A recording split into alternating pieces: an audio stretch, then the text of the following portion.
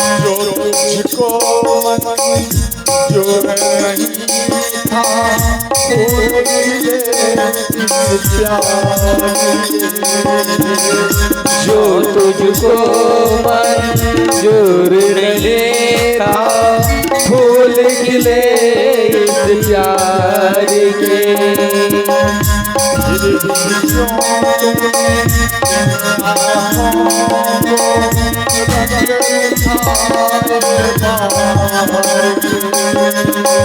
फिर क्यों ने इन आँखों को रंग दिखाए बहार का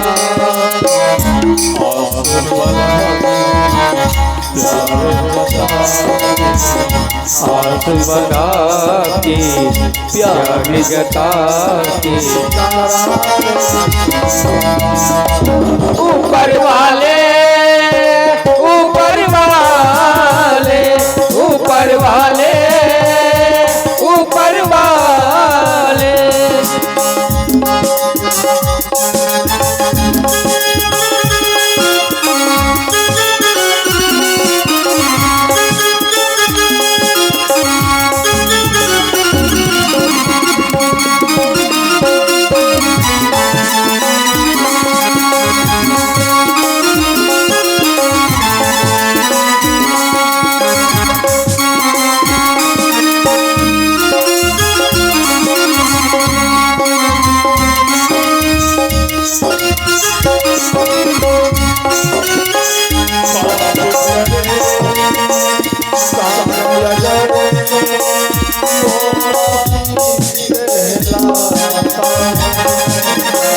पाप करे इंसान अगर तो वो पापी कहलाता है।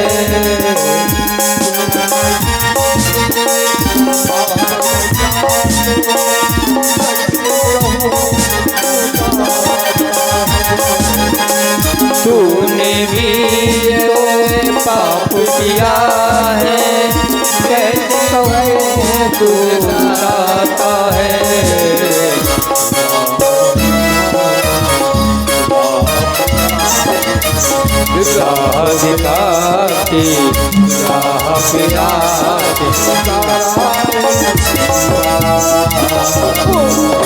ऊपर वाले ऊपर वाले ऊपर वाले ऊपर वाले बना के क्यों बिगाड़ा रे बना के क्यों बिगाड़ा रे बिगाड़ा रे जीवा। ऊपर वाले ऊपर वाले ऊपर वाले ऊपर वाले ऊपर वाले ऊपर वाले ऊपर वाले ऊपर वाले। कहते हैं हे माता आप हमें क्षमा करना, हम सप्तविधि पान का अभ्यास कर रहा था और आपका बेटा घड़ा में जल भर रहा था। कुछ चुपला का आवाज आया, हम सोचे कि शायद कोई खट में जल पी रहा है, ये सोचकर हम बाग में चला गया और वो बाग आपके बेटा श्रवण कुमार के छाती में लग गया और उसका मां श्रवण कुमार कहते कहते बेटा बेटा कहते हुए अचेत खाकर जमीन पर गिर गए। पिता भी रोने लगे और अचेत खाकर जमीन पे गिर गए, विलाप करने लगे बेटा मैंने तुझे कितना बार माना किया बेटा मत जा और तू मेरे बात को काट कर चला गया बेटा, आज मुझे छोड़कर चला गया, मैं कैसे जीऊंगा बेटा। जिसका बेटा चला जाता है ना उस माँ को मालूम पड़ता है बेटा का क्या क्या।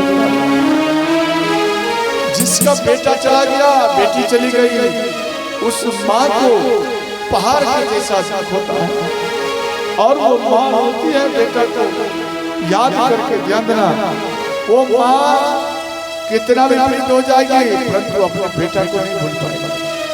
वो कभी नहीं मर जाएगी परंतु जीवित अवस्था में अपने बेटा को एक पल सोते समय भी कम से कम उस बेटा को एक बार अवश्य याद करती है। वो बेटा अवश्य याद करते हैं और रोते रहते हैं। एक डेली माँ अपने बेटा के याद में गिरा जाती है कि बेटा तू मेरे कंधा लगाने के लिए आया था और मेरे इस कंधा को छोड़कर और तू चला गया बेटा। इस प्रकार से माँ फूट कर करती है और अंत में महाराज दशरथ जी को कह रहे हैं माँ शर्मा, हे महाराज मेरा बेटा कहाँ है, आप हमें मेरे बेटे के पास ले चलिए। तो अंत में गोदी में उठाकर महाराज दशरथ जी इन दोनों को ये सभी माता के किनारे में लाए और श्रवण कुमार को गोदी में उठाए माँ और माँ ध्यान देना श्रवण कुमार शरीर के बाल, सिर में जो बाल था उनको सहला रहा, बेटा बेटा तो थक चुका है बेटा, आप बेटा थक चुके हो इसलिए बेटा आप बोल नहीं हो कुछ बेटा, क्या सो गए हो बेटा? अरे बेटा उठो बेटा उठो, उठ जा बेटा, सुबह हो गया बेटा, देख मैं तेरी माँ बोल रही हूँ बेटा, उठो बेटा। एक समय था बेटा कि ये माँ एक करवट लेती थी और तू उठ करके खड़ा हो जाता था। आज मैं चिल्ला चिल्ला कर बोल रही हूँ, तू क्यों नहीं बोला बेटा? तू बोल। श्रवण कुमार माता पिता ध्यान देना, श्रवण कुमार ना वो तपस्या किया है, ना वो पूजा किया है, ना तप किया है, वो केवल माँ और पिता का सेवा किया। आज इतिहास उनको गा रहा है। वो श्रवण कुमार माँ जब करवट लेती थी और पिता भी करवट ले मानो सोते समय, तो श्रवण कुमार उठ करके खड़े हो जाते थे, कहीं मेरी माँ गिर न जाए, मेरे पिता गिर न जाए, मेरी माँ मेरे पिता को नेत्र नहीं है और कहीं मेरे माँ मेरे पिता गिर जाएंगे तो मेरी माँ को मेरे पिता को चोट आ जाएगा। रात भरी जगह रहते थे, दिन में भी हर दम और बेटा आज मैं किल्ला किल्ला कर बोल रही हूँ बेटा तू क्यों नहीं उठा बेटा, उठो बेटा उठो। इस प्रकार से माँ और पिता रोते रहे और अंत में बोले हे महाराज आप लकड़ी इकट्ठा करो, चिता बनाओ। तो उन चिता में ध्यान देना, चिता बनाया गया और अंधक मुनि और माँ शर्मा बैठ गए उन चिता के ऊपर और महाराज दशरथ जी को बोले हे महाराज आप मेरे बेटा को आप गोदी में लीजिए। तो श्री माँ शर्मा के बात को सुनकर महाराज दशरथ जी घबराते हुए श्रवण कुमार को उनके गोदी में ली और माँ अपने हाथ में मसाल को लिए और अपने बेटा के मुख में अपना मुख में चुम्बन लगाया। माँ ध्यान देना, जब बेटा शरीर को त्याग देते ना, वो माँ को बचपन का याद बेटा कहा जाता है कि बेटा तेरे होठों में अपना होठ सटाकर और मैं तुझे बचपन में तुझे चुम्बन किया और आज बेटा तू मुझे छोड़कर जा रहा है। माँ अपने बेटा के मुख में अपना मुख में चुम्बन कर रही है और माँ हर अंग को चुम्बन किए और इसके बाद कहते हैं बेटा आप मुझे छोड़कर जा रहे हैं। नहीं बेटा आप जा रहे हो तो मैं भी आपके साथ में जा रही हूँ। और पिता चरण में बैठा हुआ है, पिता चरण में बैठा हुआ है और पिता चरण में बेटा के चरण को दबा रहे हैं और पिता कहते हैं कि बेटा आप इसी चरण से हमको तीर्थ कराया और आप हमको इसी चरण से चलकर हमको जल पिलाया बेटा और ये तेरा चरण दुख रहा होगा बेटा, तेरा दुख रहा होगा। इसलिए बेटा आज मैं तेरे चरण को दबा पिता इधर चरण दबा रहे हैं, अपने बेटा का चरण दबा रहे हैं और तल्लू तरवा इस तल्लू में चुमन ले रहे हैं। बेटा ये तेरा तल्लू, इसी तल्लू पे चलकर बेटा तुमने तीरथ कराया है और ये तीरथ, ये जो आपका तल्लू है बेटा ये भी दुख रहा होगा, उसमें चरण को दबाए और चुमन किए पिता। इस प्रकार से माँ पिता का वियोग होता है। अंत में माँ शर्मा रोते हुए कहते हैं भगवान अगर हमारा दोबारा जन्म हो, मेरा बेटा अगर चाहिए तो श्रवण कुमार चाहिए, वरना मैं बांझ होकर ही रह जाऊं तो अच्छा है। इस प्रकार से मां रोते हुए ध्यान और अंत में बोले हे महाराज जिस प्रकार से आज मैं बेटा के वियोग में रो रही हूं और उसी प्रकार से मेरा श्राप है कि श्रवण कुमार के जैसा ही भक्त वत्सल आपके आंगन में एक बालक आएगा और उस बालक में प्रेम आपका ज्यादा रहेगा और उसी बेटा के वियोग में आप तरफ तरफ कर प्राण को त्यागोगे, ये मेरा श्राप है। इन बात को सुनकर ध्यान देना महाराज दशरथ जी थोड़ा खुश भी हुए और ज्यादा नाराज भी। तो श्रवण की महाराज दशरथ जी हाथ जोड़कर खड़े हो गए, बोले माँ आप शरीर को त्याग मत करिए, आपका बेटा श्रवण कुमार मानो मर चुका है तो आप मत घबराओ माँ, श्रवण कुमार के जगह पर आप हमें बेटा के रूप में आप स्वीकार करोगे और मैं आपका दिन रात सेवा करूंगा। तो माँ यहाँ कहती है बेटा मेरा एक था वो है श्रवण कुमार और मेरे बेटा का जगह मेरे दिल में है, इस जगह में किसी और बेटा का जगह नहीं हो सकता। आप मेरा बेटा का स्थान नहीं ले सकोगे। अंत में राम राम करते हुए और चिता में मां शर्मा अग्नि सिंदूर की और मां बेटा को चुम्बन करते हुए गोदी में लेते हुए तरफ तरफ कर मां और पिता श्रोता जल कर और यही बात श्री महाराज दशरथ जी ध्यान देना। महाराज दशरथ जी कौशल्या माता को सुनाया और बोले देवी वही अंधकमणि का हमारे ऊपर में श्राप है, इसलिए आज मैं तड़प रहा हूं, अब हम नहीं बच पाऊंगा।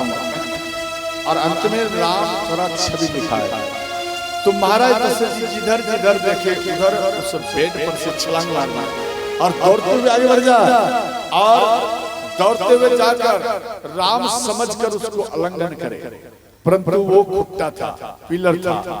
और इसके बाद जिस दरवाजे में से भगवान राम आते थे उस दरवाजे में साक्षात भगवान राम दर्शन दिए और जैसे ही दर्शन दिए प्रसन्न हो गए।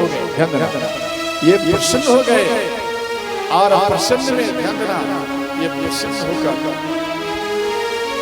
महाराज दशरथ जी बेड पर से छलांग मारे, पलंग पर छलांग मारे और जैसे ही छलांग मारे तो राम को पकड़ने जा रहे थे, फिर मन में सोचे नहीं राम को आज मैं हृदय में बैठा लूं। राम को देखकर अपना नयन को बंद राम राम कही राम कही राम राम कही राम तन परिहरि रघुवर राम गए सुधा। 6 दिन राम के गए हुए थे और 6 बार महाराज दशरथ जी राम राम बोलकर प्राण को त्याग दिया। यहाँ पर गोस्वामी जी लिखे हैं राम राम कही राम राम कही राम तन परिहरि रघुवर राम गए सुरधाम। तो अंत में महाराज दशरथ जी जब प्राण को त्याग दिए तो शरीर खड़ा है और जैसे एक डंडा को खड़ा करो और छोड़ दो वो गिर जाएगा, उसी प्रकार से महाराज दशरथ जी ध्यान से जमीन में गिर गए। माँ कौशल्या दौड़ते हुए आई और जैसे ही दौड़ते हुए आई महाराज दशरथ जी के हाथ को जैसे ही पकड़ी तो हाथ उनका छूल गए। माँ कौशल्या रोने लगी, हे विधाता, आज मेरे पति आज हमें छोड़कर चला गया है, आज सूर्यवंश बुझ गया, सूर्यवंश का दीपक आज बुझ गया है। इस प्रकार माँ कैकेयी, माँ सुमित्रा, माँ कौशल्या रोती है।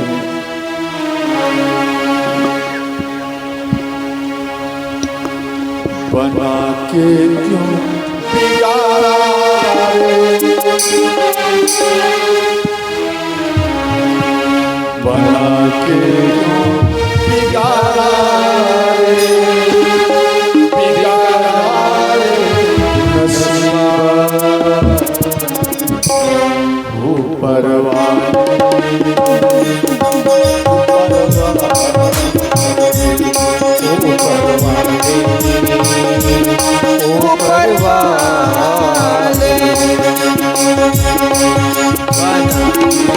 बिगाड़ा रे,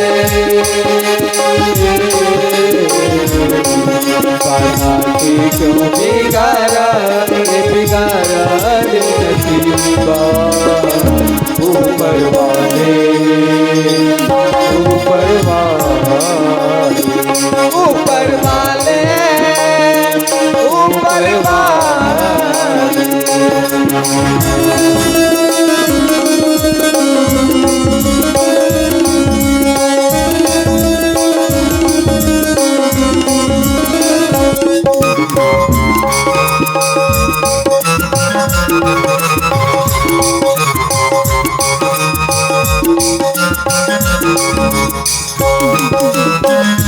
जो तुझको मंजूर नहीं था,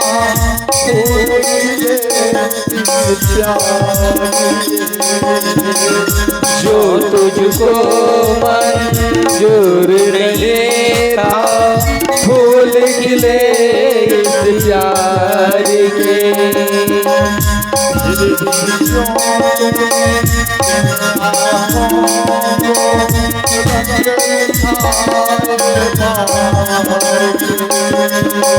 खिड़कियों ने इन आँखों को रंग दिखाए बहार का,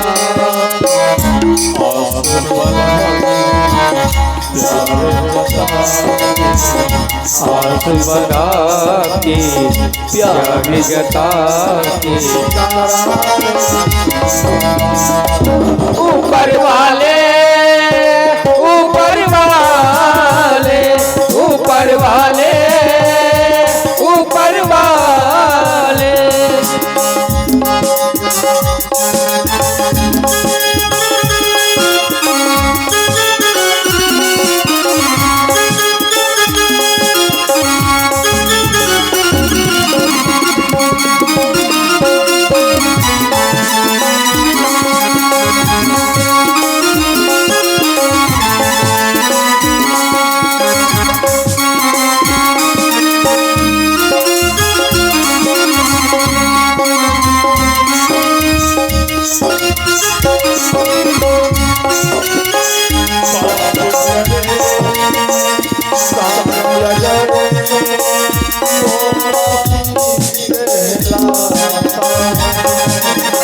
पाप करे इंसान अगर तो वो पापी कहलाता है।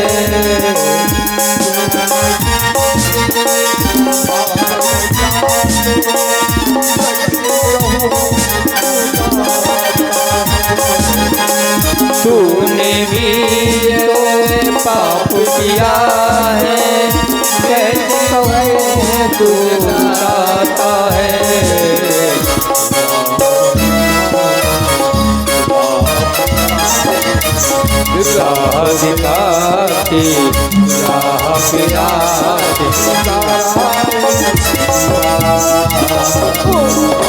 ऊपर वाले, ऊपर वाले, ऊपर वाले, ऊपर वाले। बना के क्यों बिगाड़ा रे, बना के क्यों बिगाड़ा रे, बिगाड़ा रे।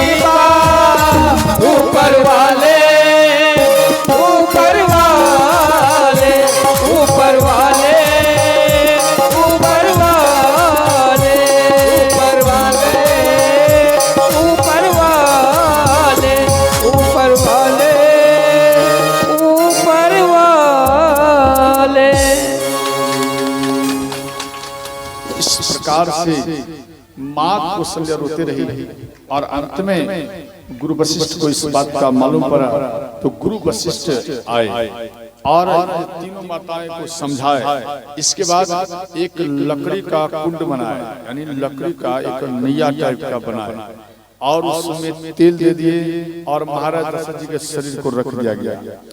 और क्योंकि ना तो भरत है और ना शत्रुघ्न है, ना राम ना लक्ष्मण है, तो घर में कोई नहीं है, तो जब तक ये सब आएगा नहीं तब तक इनका अग्नि संस्कार नहीं हो सकता। अंत में तेल के कुंड में महाराज दशरथ जी के शरीर को रखा गया। और ध्यान देना, इसके बाद गुरु विश्वामित्र 5 दूत को भेजे, सिद्धार्थ, विजय, जयंत, अशोक और नंदन, इन 5 दूत को भेजे। और ध्यान देना, श्री भरत और शत्रुघ्न जी को लेकर 7 दिन में वापस आए, अर्थात अयोध्या से काश्मीर को भेजे और काश्मीर से श्री भरत जी अयोध्या में प्रवेश कर गए। और जैसे अयोध्या में प्रवेश किए तो ध्यान देना, तो अयोध्या के जो नगर के माताएं थी, जो भरत जी को देख करके किवाड़ खोलकर भरत जी के सामने दौड़ जाती थी दर्शन करने, स्वागत करने, आज वो ध्यान देना, तो श्री भरत जी को देखकर नगर की माताएं मुख को छुपा लेती हैं और दरवाजा को बंद कर लेती हैं। तो भरत जी मन में सोचे, भाई क्या हो गया आज अयोध्या में, इतना उदास क्यों है, सन्नाटा क्यों छाया हुआ है। तो शत्रुघ्न को बोले कि भैया लग रहा है अयोध्या में कुछ हो गया है, क्यों जो नगरवासी, जो नगर के माताएं हमारे पास दौड़ कर आती थी भागते हुए, वो माताएं आज किवाड़ बंद कर लिया है, क्या बात है।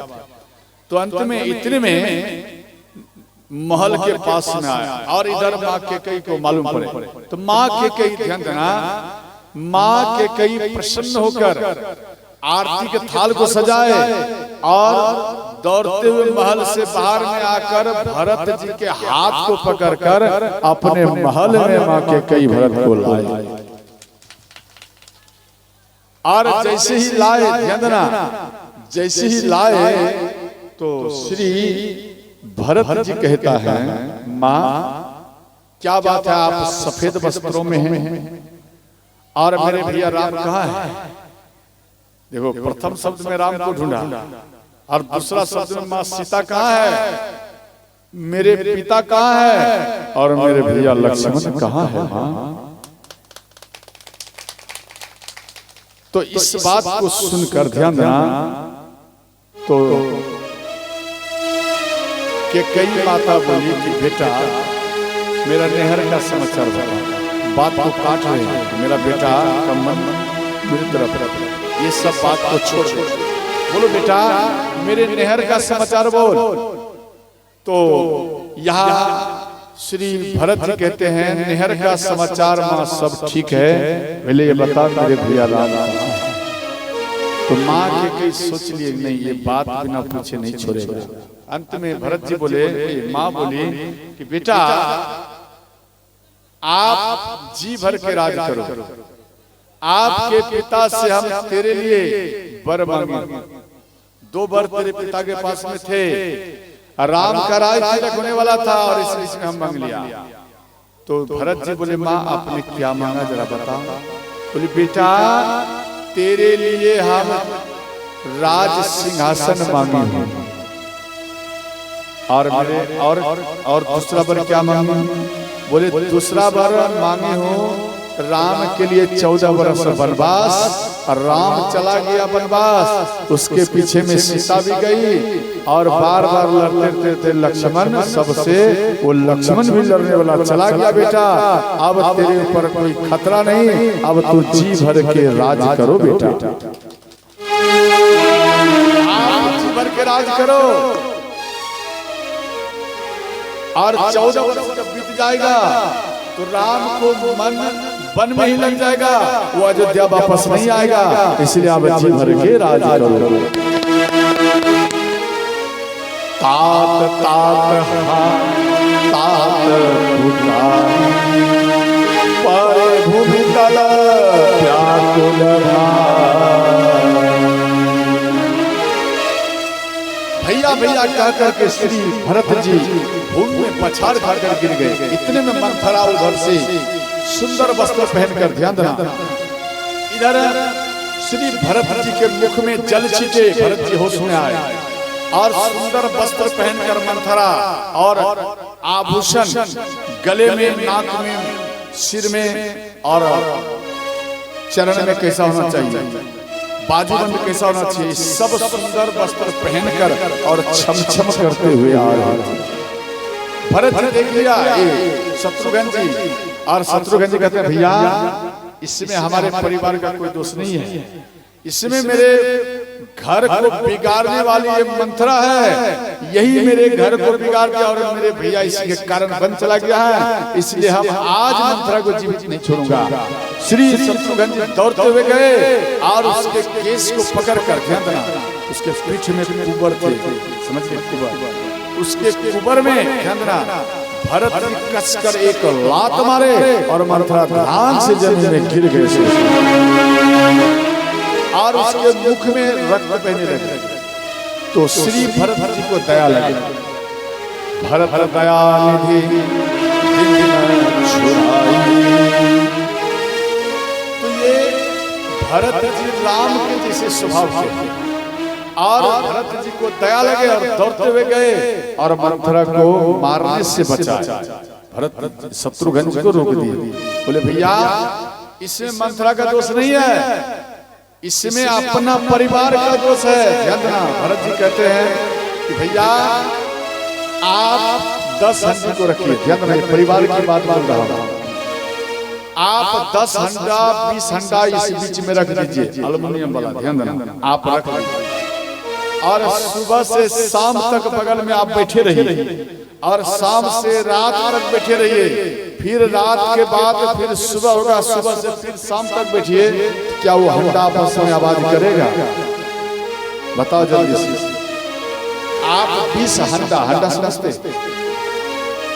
ये एल्युमिनियम वाला, उस हंडा को 20 पीस रख दीजिए सटा और सुबह से शाम तक बैठे रहिए, तो क्या वो हंडा आवाज करेगा? बोलो ना हाँ या नहीं? वो आवाज नहीं करेगा। जब आप उस जगह से खिसक जाएंगे इधर उधर, ध्यान देना, तो रोड में चलने फिरने वाला व्यक्ति देखेगा हंडा, अरे ये हंडा तो बड़ा सुंदर लग रहा है, जरा मैं इस हंडा का मैं आवाज दूंगा, सुन लो, ध्यान देना। तो वो चलता फिरता व्यक्ति एक कंकर उठाएगा रोड से, ध्यान देना, चलता फिरता वो व्यक्ति एक कंकर रोड़ी उठाएगा, इधर उधर देखेगा कोई है तो नहीं रखने वाला, जब देखेगा कोई नहीं है तो वो रोड़ी को हंडा के बीच में फेंक देगा और वो सब हंडा आपस में हरमर करने लगेगा, सब ढनमन करेगा, आवाज करेगा। उसी प्रकार से एक परिवार होता है। आपका मानो 10 परिवार है, 10 परिवार में आपका प्रेम है और आपके प्रेम को तोड़ने के लिए कोई पड़ोसी या दूसरा व्यक्ति देखेगा, मन में सोचेगा भाई कभी इस परिवार का हम आवाज नहीं सुना, ये कैसा लगता है, कुछ ऐसा बात, ध्यान देना, कुछ ऐसा बात उस बीच में छोड़ देगा जैसे आपके मन में भावो है और भावों के कान में वो आकर बोल देगी, अरे तेरा जो भैंसुर है ना, तेरी माँ के लिए तेरे पिता के बारे में बड़ा खराब शब्द गालियां दे रहे हैं, तुमको क्रोध आएगा या नहीं आएगा? बोलो, क्रोध आएगा ना? तो ध्यान देना, उस टाइम में क्रोध नहीं करना चाहिए, उसी जगह संयम करने का आप काम करो, सावधान रहिए उसी टाइम में। मानो कोई बात आ जाए तो सावधान रहिए। अगर बुद्धिजीवी आपकी बेटी होगी या पुतहू होगी, वो सावधान हो जाएगी, मानो गालियां दिए मेरे पिता या माँ को, कोई बात नहीं, मैं अपने भैया को कुछ समझे, अपने भैंसुर से पूछेंगे, ध्यान देना। तो मीटिंग बैठाइए, घर में बैठक बैठाइए और उनको पूछिए कि भैया क्या आप मेरी माँ मेरे पिता को गालियां दिए थे? तो वो पूछेंगे कि हमको गालियां नहीं दी।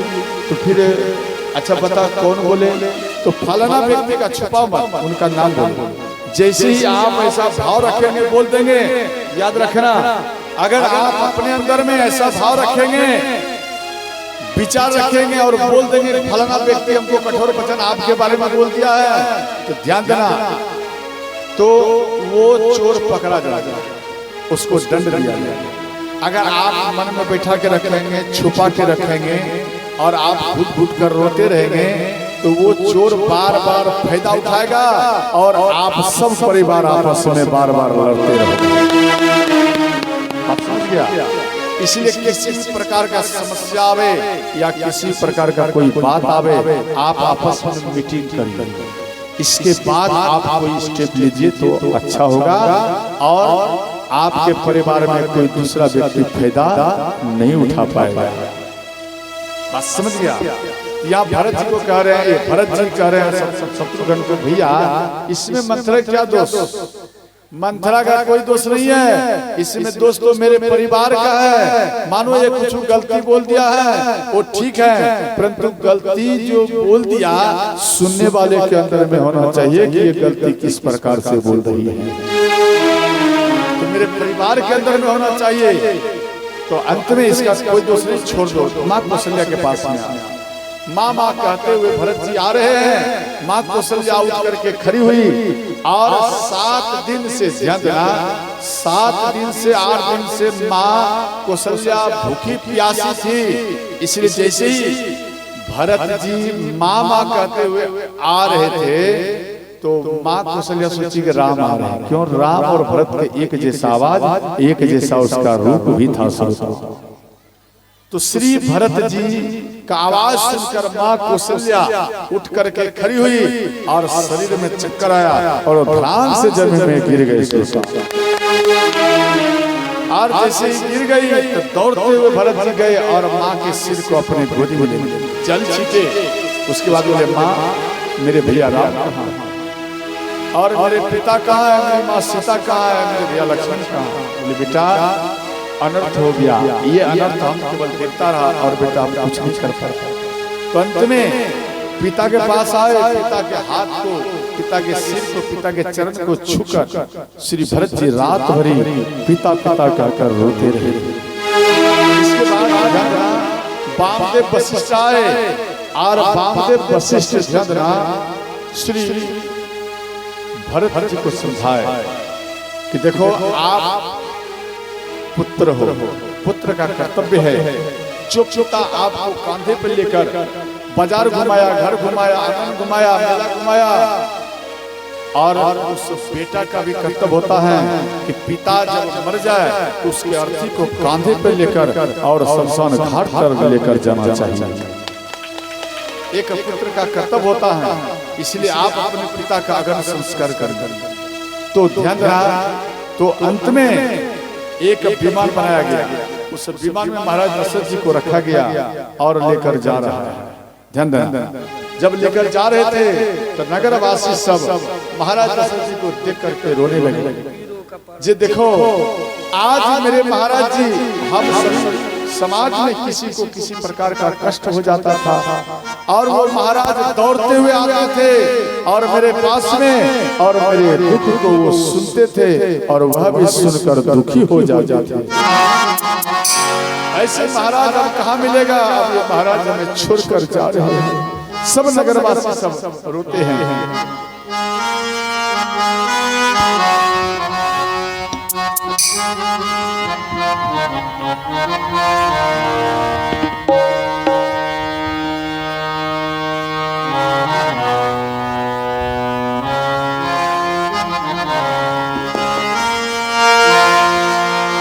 जब जाए गाया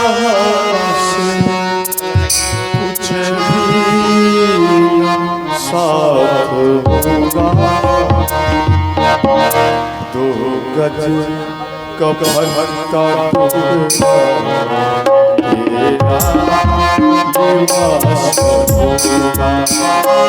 दो गजे कफन का टुकड़ा तेरा निवास होगा। कुछ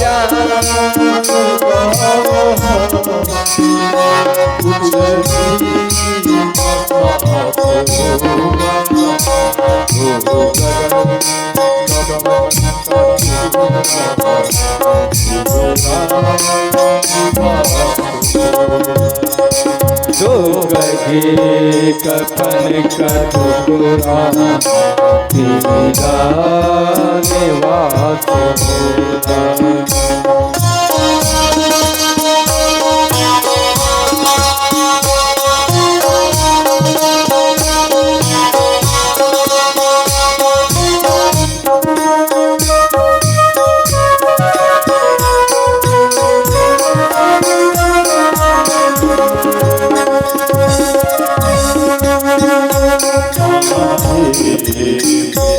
हर जाए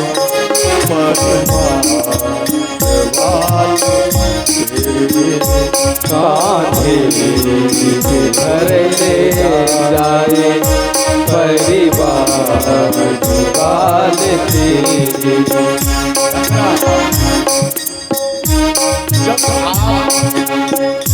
ये शरीर में से प्राण निकल जाएगा तो जो आपने सुंदर सुंदर वस्त्र को पहना है वस्त्र हट जाएगा और मात्र 2 गज का कपड़ा आपके शरीर में निपटा दिया जाएगा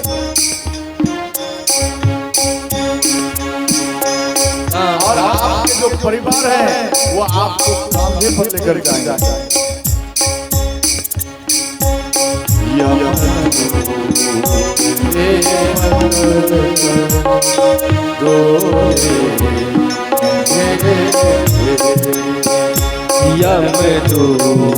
तुम्हें पकड़ कर डोले धीरे धीरे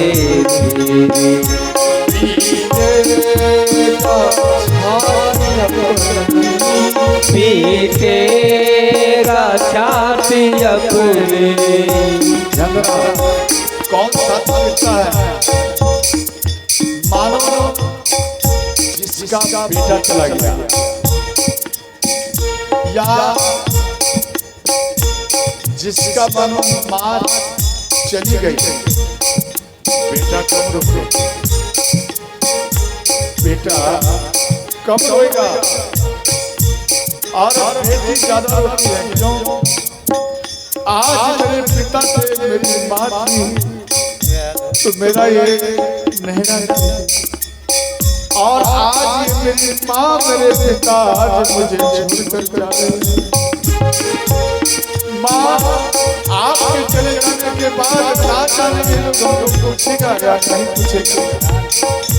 जब तक माँ है आप माँ जैसी भी स्थिति में है फिर भी समझ लेना आपका नहरा जिंदाबाद है।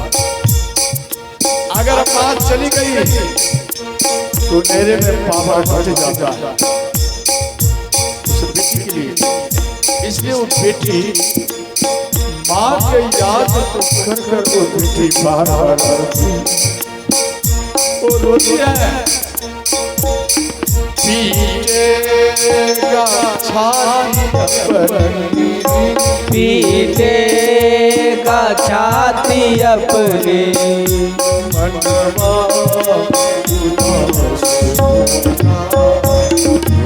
गज कफन का 2 गज कफन का टुकड़ा तेरा।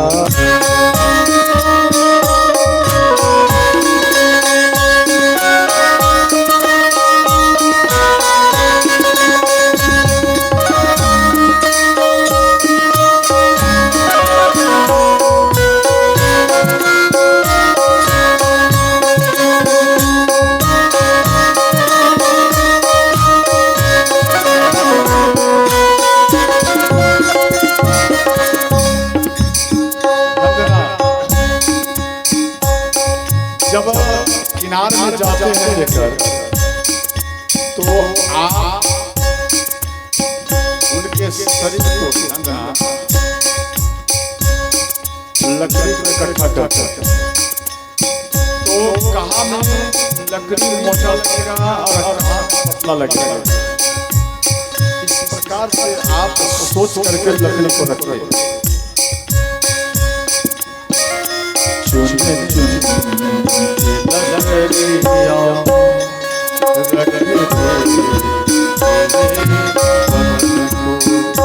चुन चुन के लकड़ियों में रख दे तेरे कफन को।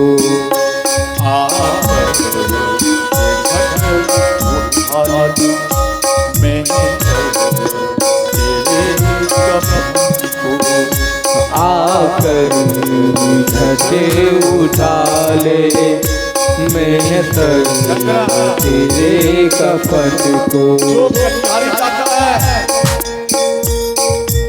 कटिहारी जो जाता बराती में अंतिम बराती, तो उनको जाने के बाद कटिहार में हाथ में जाने पर उस बराती का कर्तव्य है कि एक लकड़ी उनके शरीर पर रखो। समझ गए? मानो आप गए और एक भी लकड़ी शरीर पर नहीं रखे, याद रखना। कई व्यक्ति सोचते हैं अगर रखूंगा ना हम अपवित्र हो जाऊंगा, मेरा शरीर छूटा जाएगा, हमें केस को बनना पड़ेगा और हमको कई नियम करना पड़ेगा। ध्यान देना, आप जब तक ध्यान देना उनके ऊपर में लकड़ी नहीं डाला तब तक आपके ऊपर में नियम रहेगा।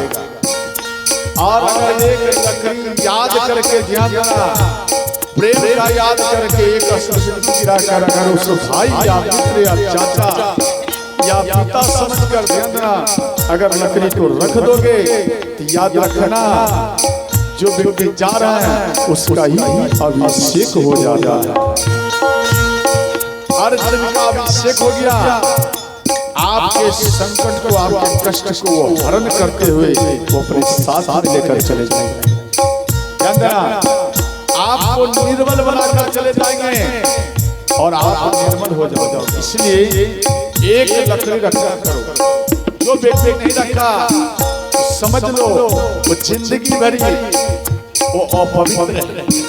और जो लकड़ी को रख दिया, शरीर को स्पर्श कर लकड़ी को रख दिया, याद रखना वो सदा सदा के ही वो पवित्र ही हो गए। वो पवित्र आत्मा है, पवित्र शरीर है, सब लोग उसको प्रणाम करते हैं। ध्यान रखना, जिस प्रकार से मंदिर में व्यक्ति प्रणाम कर सिर झुका कर जाते हैं, उस प्रकार से अपने जाते हुए व्यक्ति हाथ जोड़कर उनको बार बार प्रणाम करते हैं। ध्यान रखना, तो कभी भी चाहे इस कार्यक्रम में जाओ या चाहे जैसे जाओ, आप गाड़ी में उतर कर दौड़ कर जाइए, एक लकड़ी कंधा में स्पर्श कर आप तो आपका कल्याण ही कल्याण हो जाएगा।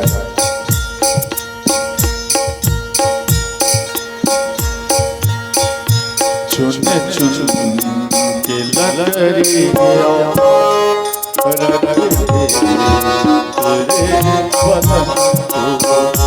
चुन चुन की लकड़ियों में रख दे तेरे कफन को।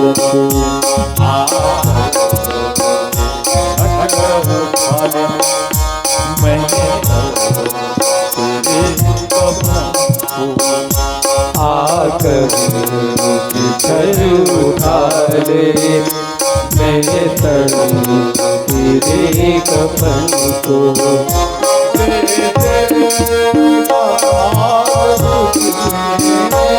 दे देगा याद तुझे बेटा।